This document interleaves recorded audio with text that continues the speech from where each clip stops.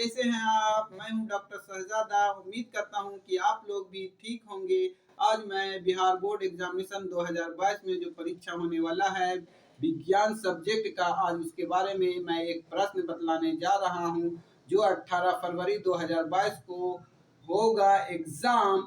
यह एग्जाम जो होने वाला है उसमें आज मैं जो प्रश्न बतला रहा हूँ वह प्रश्न बायोलॉजी से संबंधित है, और वह बायोलॉजी से संबंधित है जो 2 नंबर के प्रश्न पूछे जाते हैं। और वह प्रश्न है प्रकाश संश्लेषण किसे कहते हैं और इसके आवश्यक सामग्री क्या है। तो ये जो है क्वेश्चन जो पूछे गए कि प्रकाश संश्लेषण किसे कहते हैं और इसके आवश्यक सामग्री क्या है, तो इसके लिए आवश्यक सामग्री का जरूरत पड़ता है। तो इसके वर्ड से ही पता चलता है कि प्रकाश संश्लेषण मतलब इसमें प्रकाश का रहना आवश्यक है, और संश्लेषण मतलब इसमें जितने भी सारे कार्बनिक यौगिक है वे सभी कार्बनिक यौगिक को संश्लेषित कर दिया जाता है, मतलब तोड़ दिया जाता है, उसको संश्लेषण कहते हैं।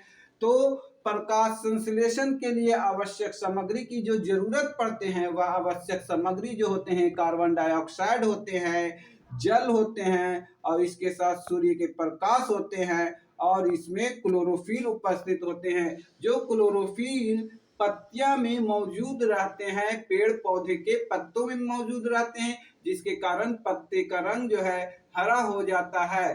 तो प्रकाश संश्लेषण के परिभाषा जो लिखना रहता है, और ये प्रश्न जो 2 नंबर के आते हैं इसके बारे में मैं बतला रहा हूँ कि प्रकाश संश्लेषण वह विधि है जिसमें सूर्य का प्रकाश और क्लोरोफिल उपस्थित होते हैं, इसके साथ वायुमंडल से CO2 को प्राप्त करते हैं पत्तियों के रंध्र के द्वारा, और उसके साथ पेड़ अपने जड़ों के द्वारा जल को अवशोषित करते हैं। तो ये कार्बन डाइऑक्साइड और जल आपस में रासायनिक अभिक्रिया करते हैं।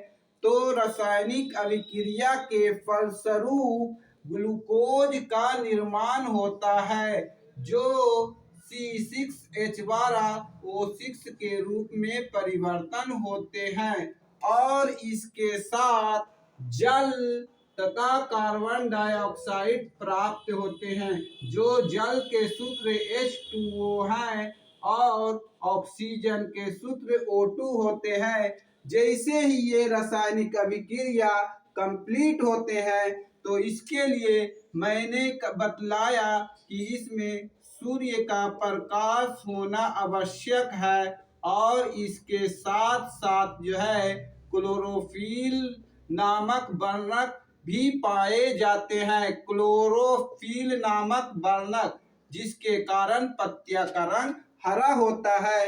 तो बच्चे ये प्रश्न जरूर याद रखेंगे कि इसके टेक्निक के आधार पर CO2 और H2 ही प्रेजेंट होते हैं, जिसके कारण रासायनिक अभिक्रिया होता है तो ग्लूकोज का निर्माण करते हैं, और इसके साथ ऑक्सीजन फिर वायुमंडल में जाकर मिल जाते हैं, जो श्वसन के क्रिया में मनुष्य उसे ऑक्सीजन के रूप में ग्रहण करते हैं। जब इसे इस रासायनिक अभिक्रिया को बैलेंस किया जाता है तो संतुलित किया जाता है।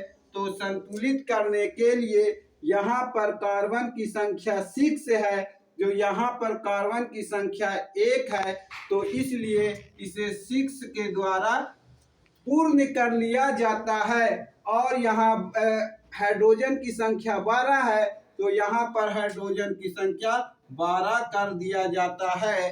तो ये 12 दूने 24 हो जाते हैं, और इस 24 को पूर्ण करने के लिए यहाँ 12 और 6 दूना 12, तो 12 12 24 कंप्लीट हो जाते हैं। इस तो ये जो है रासायनिक अभिक्रिया कंप्लीट हो गए। जो मैं हमारे वीडियो अगर आपको अच्छे लगे हैं तो प्लीज हमारे चैनल को जरूर लाइक एंड सब्सक्राइब करना ना भूलें, और बेल आइकन को जरूर दबाएं ताकि अगला नोटिफिकेशन आप लोगों के यहाँ पहुँचता